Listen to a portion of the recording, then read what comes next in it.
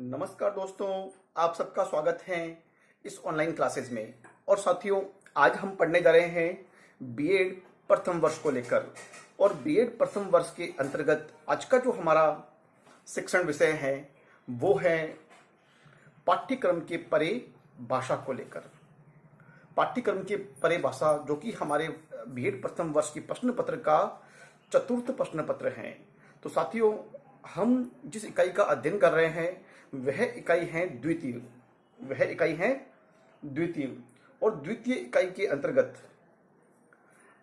हमारी जो द्वितीय इकाई है भाषा विकास को लेकर, जो कि हर बालक के सर्वांगीण विकास में भाषा विकास भी एक ऐसा ही महत्वपूर्ण बिंदु है जिसका विकास बालक के सर्वांगीण विकास में सहायता पहुंचाता है। तो इस विकास के बिना बालक का सर्वांगीण विकास हम नहीं मान सकते हैं। तो साथियों, आइए हम पढ़ रहे हैं इस विकास में, इस प्रकरण के बारे में।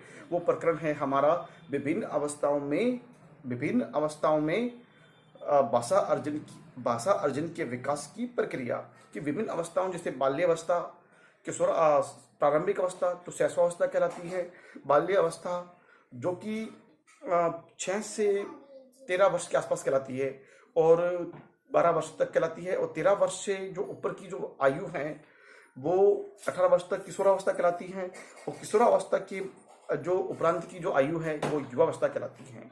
तो हम पढ़ रहे थे किशोरावस्था में भाषा विकास की अर्जन की प्रक्रिया किस प्रकार से होती है। तो इसमें हमने 2 तरह के बिंदुओं का अध्ययन किया, जिसमें एक तो था माध्यमिक स्तर पर भाषा के विकास की प्रक्रिया को अध्ययन करना। दूसरे स्तर पर हमने इसको अध्ययन किया उच्च माध्यमिक स्तर पर भाषा विकास की प्रक्रिया किस प्रकार से हो सकती है। तो साथियों, हमने इससे पूर्व की वीडियो व्याख्यान में 6 बिंदुओं पर हमने अध्ययन किया था कि उच्च माध्यमिक स्तर पर भाषा विकास के अर्जन को लेकर किस प्रकार से कौन कौन सी ऐसी जो विशेषताएं हैं या योग्यता है या विशेषताएं हमें प्राप्त होती हैं। तो उन विशेषताओं के बारे में हमने 6 बिंदुओं के अंतर्गत हमने अध्ययन किया था। और अब हम जो पढ़ने जा रहे हैं वो है बिंदु 7वां। तो 7वां बिंदु है साथियों हमारे सामने, काल के विभिन्न तत्वों का सामान्य परिचय ग्रहण करने लगता है। साथियों, जब बालक इस उच्च माध्यमिक स्तर की आयु को प्राप्त कर लेता है या अपने मातृभाषा के शिक्षण को भी समझ लगता है या फिर अपने जो भाषा है उस बारे में समझने लगता है, तो भाषा के उस व्यवहार के दौरान वो बालक भाषा में दिए गए काल की जो रूप है उनके प्रकारों के बारे में और काल के समस्त जो अर्थ दिया गया है तो उनके बारे में वो जानने लग जाता है कि जो बात कही गई है, जो साहित्य की विधा जिसका वर्णन किया गया है वो किस बारे में अपने विचारों को इंगित करती हैं। ये कहानी में जो दर्शाया गया है ये किस कालक्रम की घटना को दर्शाया गया है, क्योंकि कहानियां तो हमेशा मतलब भूतकाल में ही बनाई जाती हैं, क्योंकि जिन पर घटनाएं घटित हो चुकी हैं वही तो कहानियां हैं। तो कविता के बारे में या फिर जो संदेश दिया गया है वो किस घटना विशेष को इंगित करता है, इस बारे में वो काल विशेष की जानकारी वहां पे रखना सीख जाता है। उसके बाद में अगला जो बिंदु हमारे समक्ष है, जो 8वां बिंदु है, पाठ्य पुस्तक के साहित्य की इतिहास से परिचित हो जाता है। साथ ही बहुत ही महत्वपूर्ण बिंदु यहाँ पर दिया गया है कि जब बालक उच्च माध्यमिक स्तर में आता है तो वो बालक अपने जो भविष्य है या जिस जो पैसे को जो व्यवसाय को अपनाना चाहता है उस व्यवसाय का चुनाव वो पहले ही कर लेता है। तो उसमें ये पता होता है कि मुझे साहित्य में आगे बढ़ना है या मुझे विज्ञान के क्षेत्र में आगे बढ़ना है या मुझे तकनीकी के क्षेत्र में आगे बढ़ना है या मुझे जो मतलब व्यवसाय को लेकर या मतलब ये समझिए कि वाणिज्य को लेकर आगे बढ़ना है। तो वो अपने भविष्य का चुनाव और उनसे जुड़े हुए शंकाओं का चुनाव वो पहले ही निर्धारित कर लेता है। लेकिन साथियों, यदि साहित्य पढ़ने वाला बालक है तो आप ये मान लीजिए कि उसमें भाषा के इतिहास की जानकारी वहां आकर वो प्राप्त कर लेता है, क्योंकि हिंदी पढ़ने वाला बालक हिंदी के साहित्य की जानकारी प्राप्त कर लेता है। इसी तरह से संस्कृत पढ़ने वाला बालक संस्कृत के साहित्य के इतिहास को भी जान लेता है। संस्कृत के कितने रूप हुए, वैदिक संस्कृत क्या है, लौकिक संस्कृत क्या है, तो उस बारे में जान लेता है।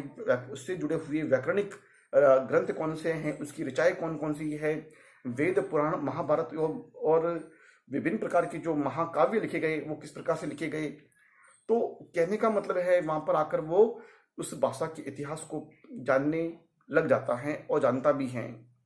और हिंदी पढ़ने वाला बालक हिंदी के कालक्रम, उसकी प्रवृत्तियाँ, उसके जो चारों काल हैं वो आदिकाल, भक्तिकाल, रीतिकाल और आधुनिक काल विशेष की तमाम सारी जानकारी वहाँ आकर प्राप्त कर लेता है।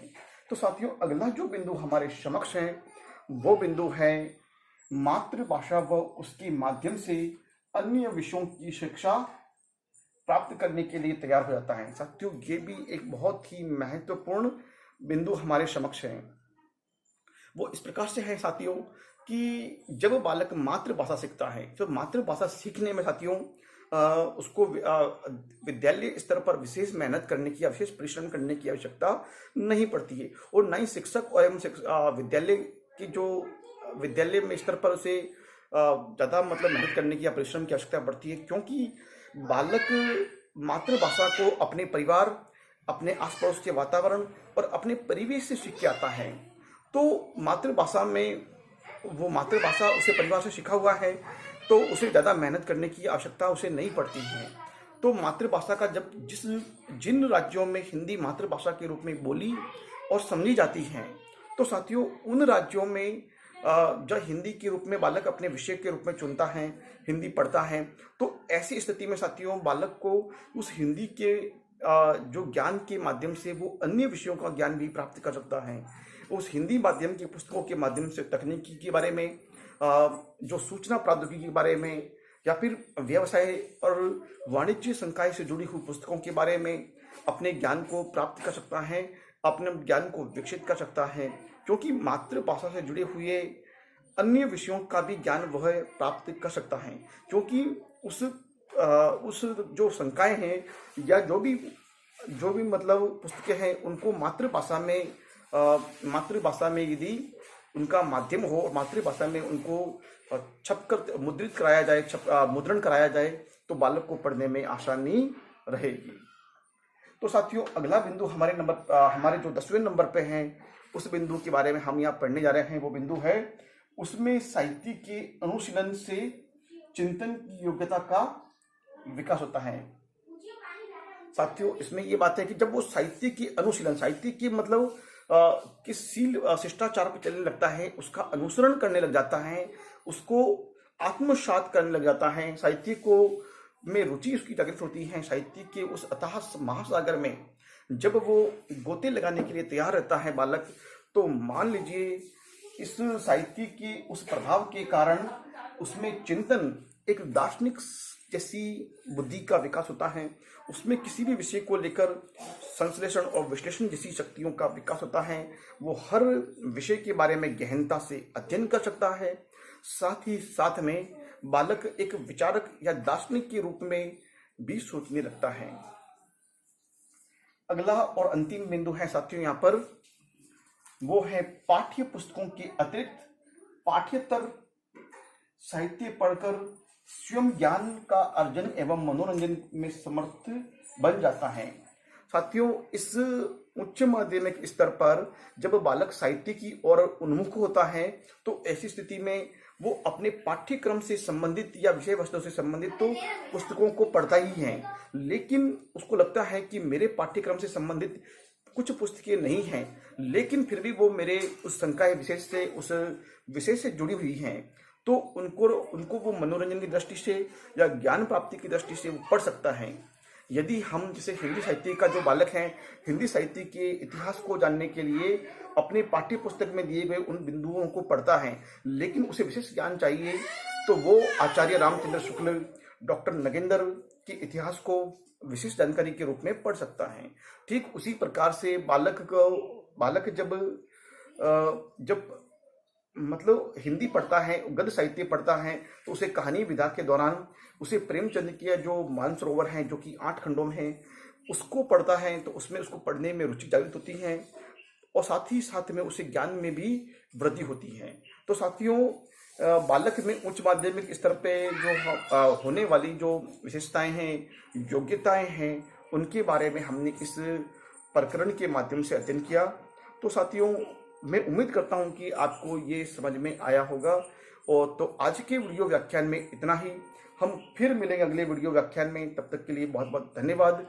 जय हिंद, जय भारत।